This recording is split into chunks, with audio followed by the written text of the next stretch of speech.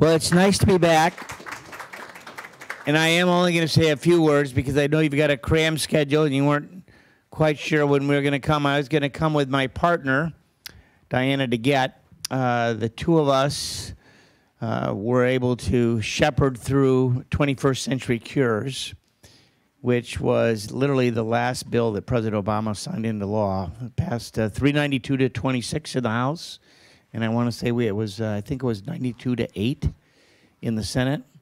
But it was a remarkable bill in that we listened to different groups all over the country, including this one. And we tried to figure out how we could expedite the approval of drugs and devices and actually get them into the marketplace sooner. So we went to places like MD Anderson and University of Michigan and Harvard. I don't know if we went to Harvard, but maybe some did. I didn't go there, but but all around the country, colleagues on our committee, we actually passed it out of the Energy and Commerce Committee, of which I then chaired it, 53 to nothing. Remarkable in terms of getting it done. And we coupled it with more money for health research. In essence, $45 billion more dollars over 10 years. For the NIH, we asked the FDA, the Food and Drug Administration, we said, all right, here's what we want to do.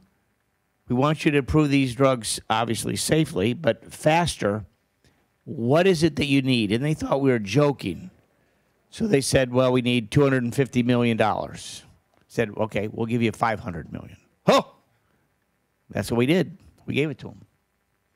And we passed it. It was remarkable that we included the Beau Biden cancer moonshot incentive. I mean, that was part of this bill. We included $1 billion more for mental health. I mean, it was really an amazing bill that we got through. That was now 3 years ago. So now, Diana DeGette, and you don't know me from Adam probably, but I'm a Republican. She's a Democrat. She was going to come with me and be here, but she's chairing a subcommittee, and I just left the subcommittee. We're different subcommittees. So I came down here because I knew she couldn't come, so we're not here together. But now we're looking at doing a 2.0 bill. What is it that we missed? What is it that we've learned after 3 years that we could improve on what we did? And we have received, I'm not kidding, about 450 different suggestions on a whole variety of things. We met with the head of the CDC a couple weeks ago. We met with HHS. We're meeting with, different groups, not only patient groups, but, researchers and others, to see what is it that we can do to improve what we did.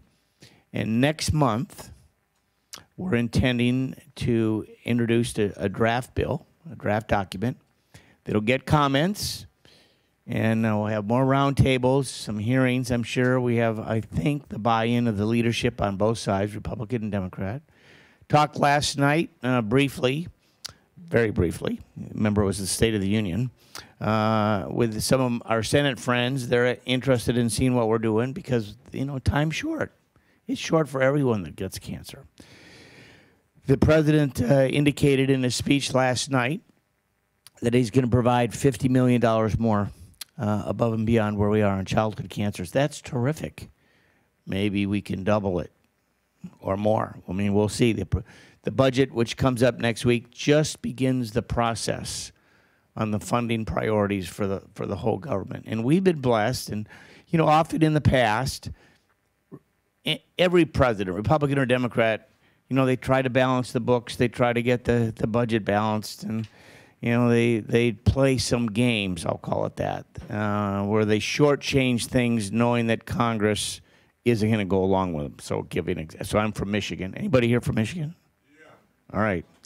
So one of the things the president did before, last couple of years, is he's eliminated the Great Lakes restoration money. He knew that wasn't going to happen. It's not going to happen next week. We got the money in there, and they finally cried out. But they play games like that.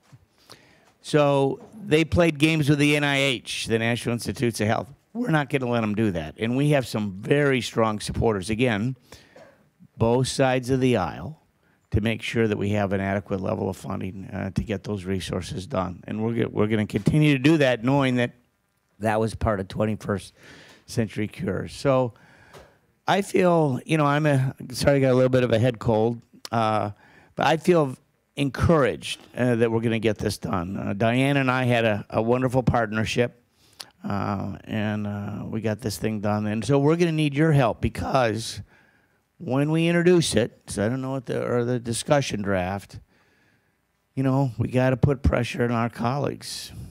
They got to say, yeah, we want to co-sponsor that bill. We want to speak for it on the floor. We want to get it done, because time is short, particularly in an election year. You got fewer legislative days, you got crankier people. They're going back home maybe a little more often than they did before, especially in the Senate if it's a 6-year itch. But we got to show that we have the momentum to get this thing done. I'll leave you one story that's really a direct result of what we did. So, pancreatic cancer, right? 5% survival rate. It's been that way forever. Lots of reasons. So because of what we did, just as an example, I've met with a privately held company that's got some trials underway for stage 4. And they're really promising. It's incredible. And the cost is tremendous. You know, they're paying 6 figures and more for each individual through these trials. So for the first wave of folks, there were 36 people. Over 20. Clear. Should be 2 or 3. They've expanded that base. I think they're over 100. Again, it's really good. I mean, this is really the last company standing that's actually got a trial that's underway. The others it's been rejected because it didn't work. 21st Century Cures, because those results are so promising, if they continue just for a little bit longer, bingo, done. So, you know, we worked with Michael Milken and others in different groups. I mean, it's amazing the change that we've seen and the ideas that they've shared with us to try and get this thing done. So I just want to say thank you. We're going to be back to you, because especially if we get this thing introduced, we're going to need every one of you from all your states beyond Michigan. We got all but one in Michigan to vote for it when it came through the first time. But that's how this process works. This is a disease that, you know, we've made really good progress, but we know that none of us are, you know, I've got family members who've survived cancer and some that haven't. So thank you. Thanks.